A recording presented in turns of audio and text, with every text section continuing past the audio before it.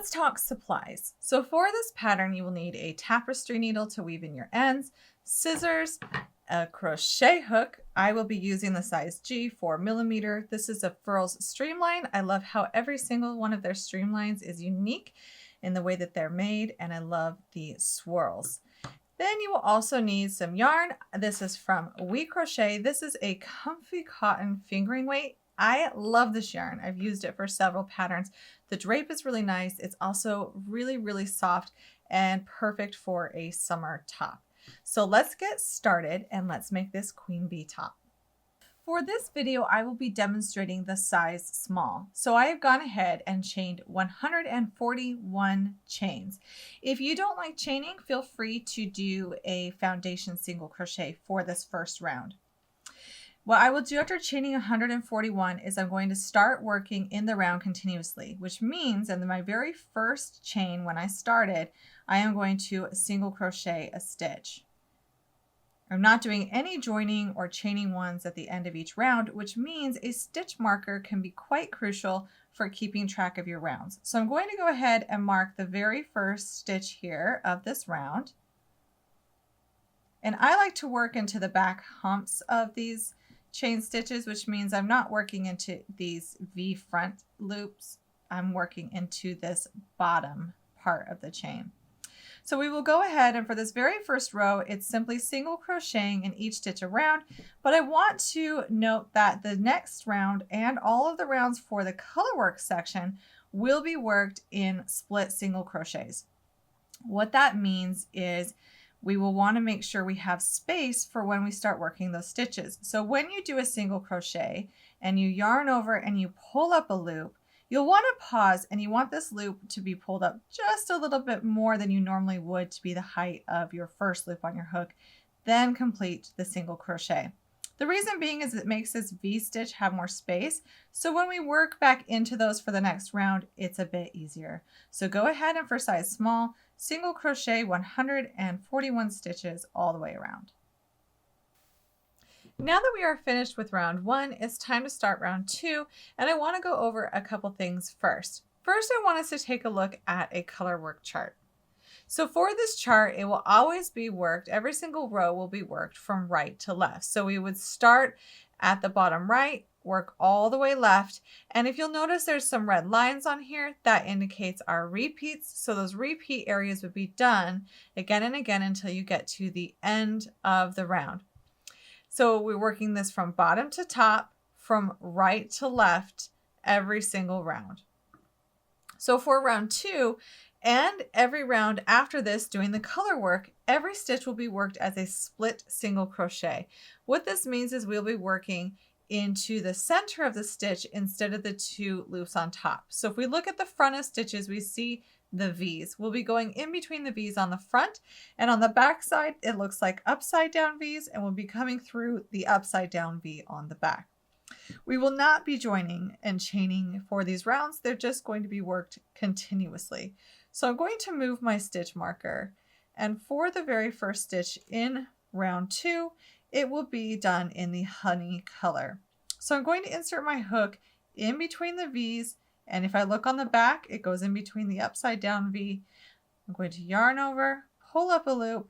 I want to be sure to mark this stitch, but before I do so, I'm going to pause right here. So I've pulled up my loop. I'm sure to pull that out to give it some space so it's easy to get to into the next round, but it's already time for us to change colors. So I'm actually going to be yarning over and finishing this stitch with my new color. What that does is it sets us up for the next stitch in the color that we need, and it finishes off the previous stitch. So I'm going to take my stitch marker and place that for the first stitch so I don't lose track of my beginning of the round. And now for the next 5 stitches is going to be done in white as split single crochets. Now, as you work from a colorwork chart, you'll find, for example, these stitches we're working here, it's going to be split single crocheting 5. So when we do 5 though, and we're carrying our yarn on the back, so these yarns will now be carried along the back if they're not being used. We don't want to have a carry or a float to be this long strand on the back. We want to minimize having too many strands because when we wear it, it might catch on our fingers. We don't want these big gaps in between, and it also can mess with our gauge a bit more. So what I'm going to do, since I'm doing 5 stitches in the white, I'm about to work my 3rd stitch. I'm going to lay my honey color over my hook. It's just the yarn that's floating across the back. And I'm going to now do the stitch with this color laying on top of my hook. When I do that and I complete this stitch, it catches the yarn on the back. As you can see, it's caught this yarn. Now this float isn't very long. It's not stretching very far. And then I can do 2 more stitches. Now, when I'm working color work, I don't tend to like to do more than 3 stitches in a row without catching on the back. And now that I've done 5 in the color white, I'm going to go back to the honey color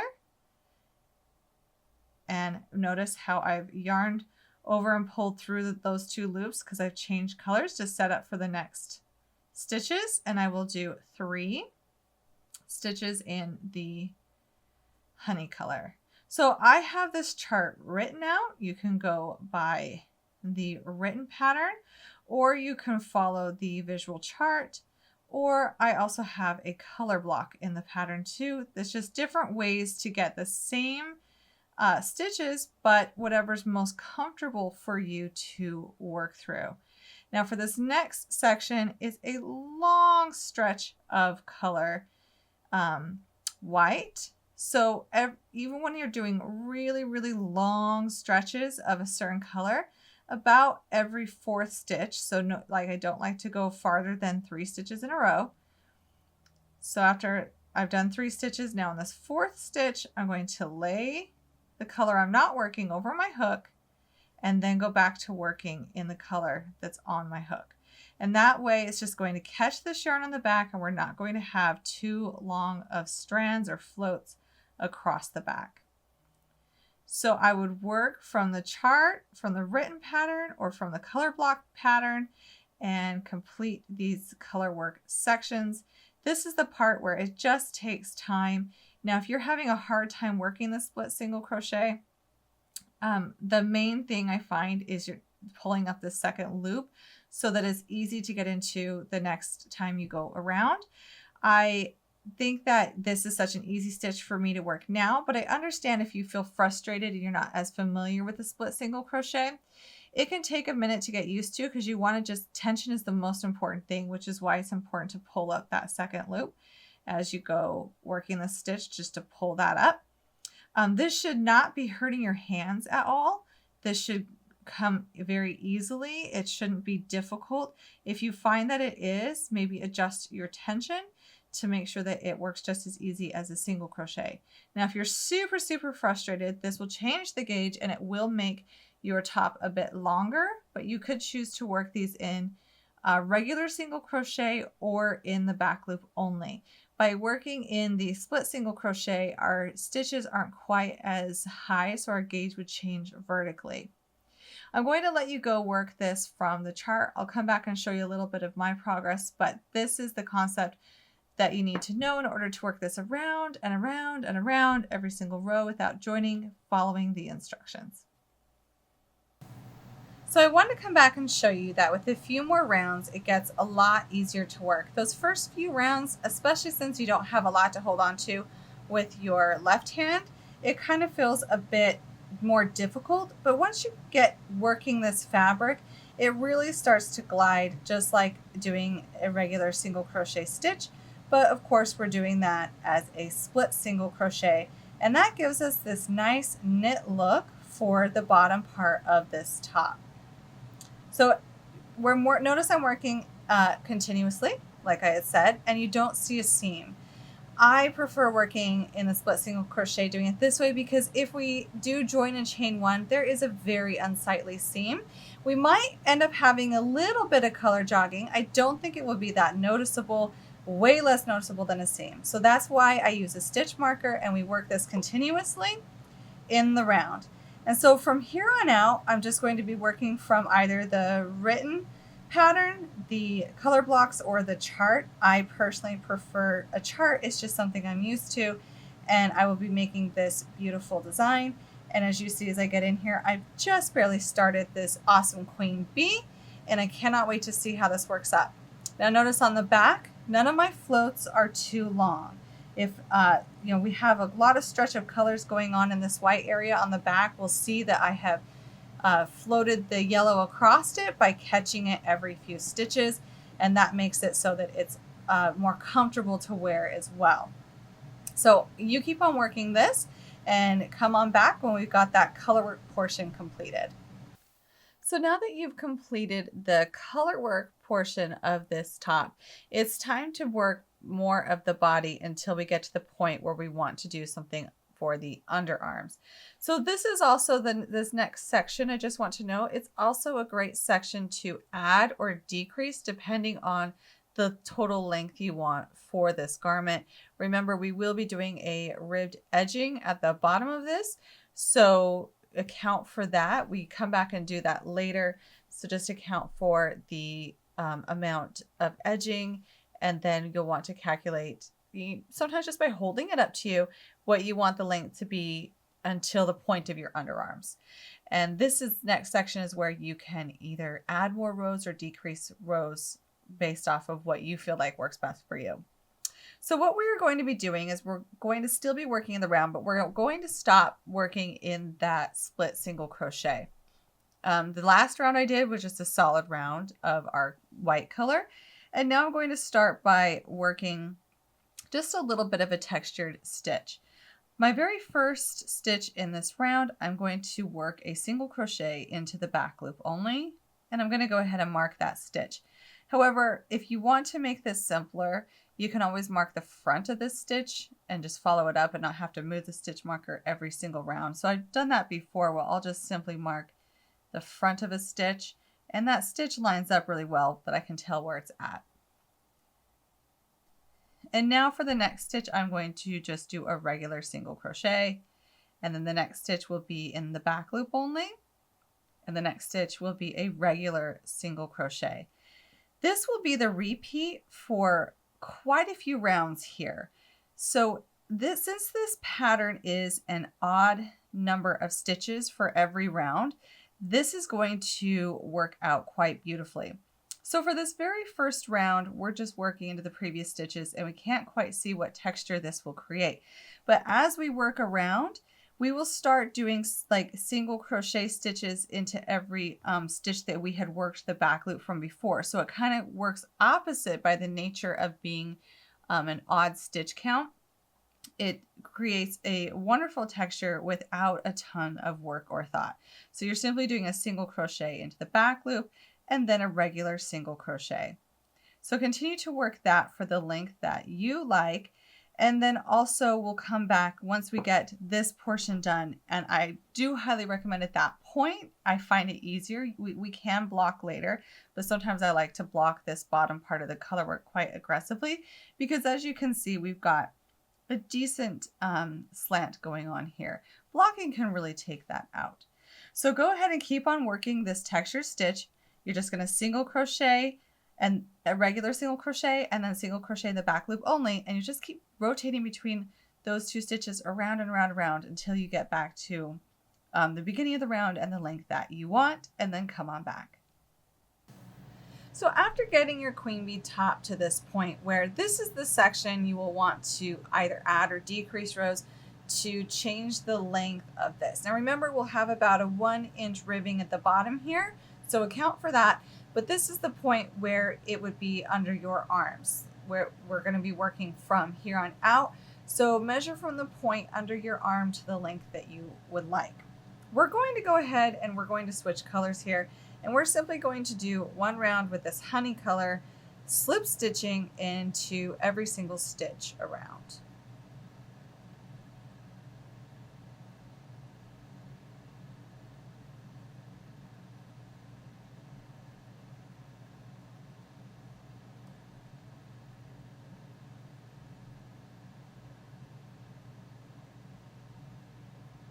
Now that we've slip stitched around, we are going to start working in rows. So we're going to be working the front part of this tank, and then we will come back and work the back. So we're only going to be working half of our stitches while we also decrease in order to make space for the underarm.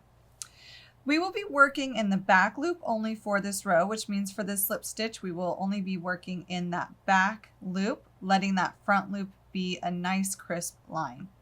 We're going to start by single crocheting 3 together, and that will be our first stitch. I would go ahead and mark this stitch so that you know which stitch is the beginning of your row.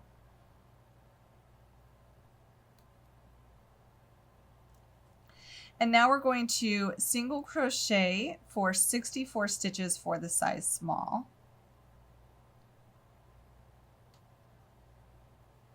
And now that I've single crocheted 3 together, single crochet 64 stitches, now it's time for me to decrease again, and I'm going to single crochet 3 stitches together again, and now it's time to turn our work. Now we're going to do a bit of a repeat for this row. We're just going to be working normal single crochet stitches. We're not going to be working the back loop or anything, but we're going to start by doing a single crochet 3 together.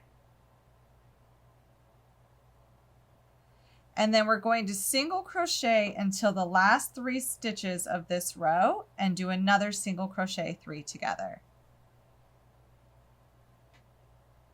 So now I've stopped 3 stitches towards the end of the row, and I'm going to single crochet those last 3 stitches together. And now we turn our work again. And if you want, you can mark the first and last stitches of every single row so that you know exactly where you're at. Now I'm going to be working this decrease one more time. So we're going to single crochet 3 together, and then single crochet across until the last 3 stitches where we single crochet 3 together again.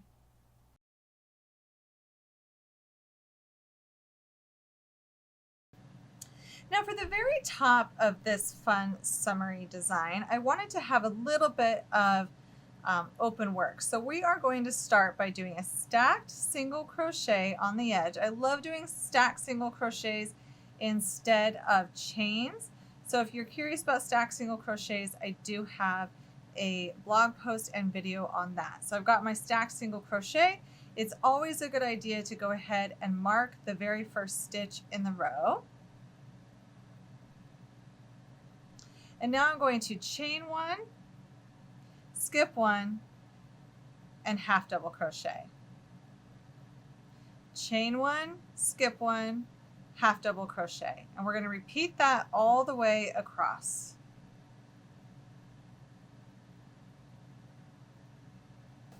Now as you get to the end of this pattern, you'll have 1 stitch left. We simply go ahead and do a half double crochet into that last stitch.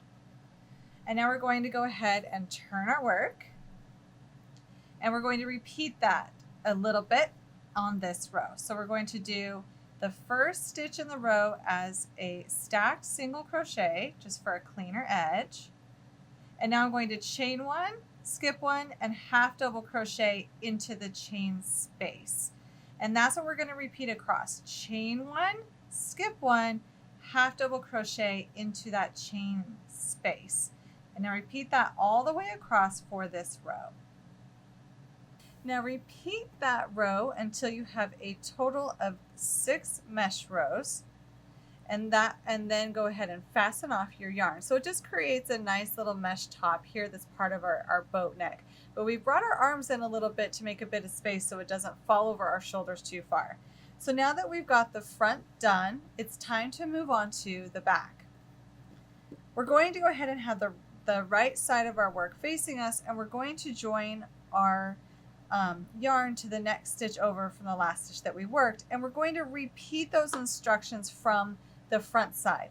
I just want to note for some of the stitch counts that are an odd number of stitch counts, you're going to have 1 extra stitch on one side here. Go ahead and leave it unworked. It's fine. It won't be noticeable.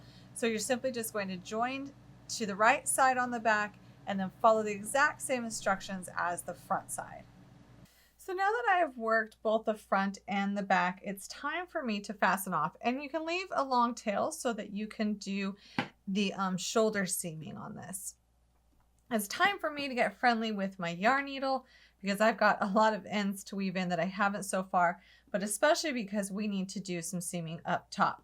Now we want to leave obviously a place for our head, and I like to have boat neck seam a bit wide versus narrow. I just like the look of it. The usually the larger the opening you have for your neck, the more drape you might get that happens in front of your neck or in the back. So what I'm going to do is I'm going to take these top edges together, and I'm going to seam for myself about 1 inch to 1.5 inches in, and that's it. It's totally up to you how much you want to seam on each side on top of the shoulders, but try it on. Just make sure, be conscious that you're not seaming it so tight that you don't have space to get it on over your head. Remember that for this pattern, we did some decreasing right here for under the arms, so we want to make sure that we remember that we don't have to do as aggressive of a seaming on each side where we already decreased some.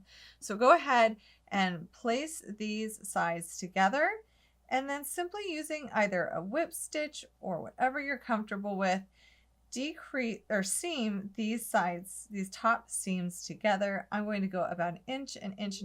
I'd say about 8 stitches or so is what I'm thinking I'm going to do, and I'll do that for each side. Now for the bottom ribbing on this, I'm going to go ahead and I'm going to weave in my beginning tail, and I'm going to do that in the invisible method. And I have tutorials on this if you'd like, but we simply weave in that end, and it kind of does help with that color jogging or the round jogging a little bit. And then you just simply go ahead and weave that in to get it out of the way. Now you're going to take your yellow and you are going to join your yarn, and we are going to go ahead and chain 7. So we've chained 7. Now we're going to do a single crochet into the second chain from the hook, and then the rest across. So we're single crocheting 6 here.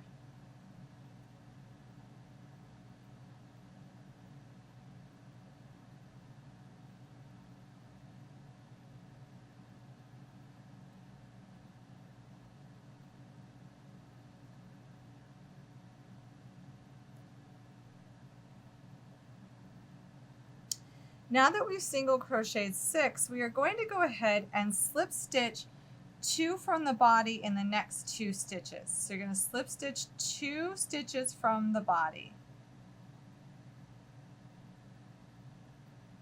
And then we are going to turn our work. And now we are going to skip the 2 slip stitches from the body, and we are going to slip stitch into the back loop only, or single crochet into the back loop only, for the 6 stitches. So we skip the slip stitches, and now we're single crocheting into the back loop only for the 6 stitches of ribbing.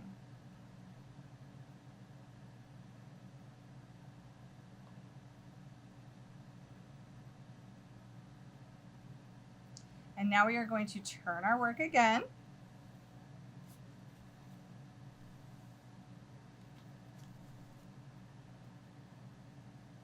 And now for this, we don't have to chain 1 on the bottom here. You can completely omit that when working single crochet ribbing. It just adds bulk and really isn't needed. So I'm going to just simply start by working the back loop only in the first stitch and single crocheting 6.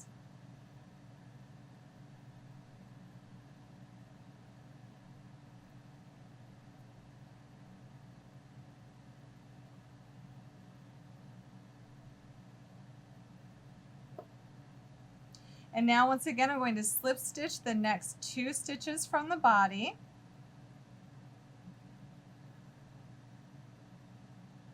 And then we're going to turn again.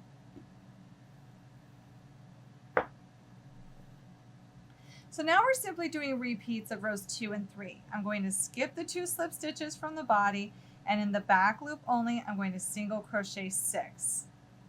And then at the end of this row, I'll turn again and single crochet 6 in the back loop only, and then slip stitch 2 from the body again.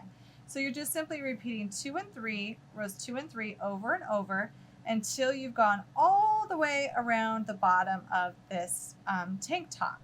When you get back to the beginning, I will show you how to join your finishing edge to your ending edge after you work this ribbing all the way around the bottom. Now that we've worked all the way around, it's time to join our starting edge with our finishing edge.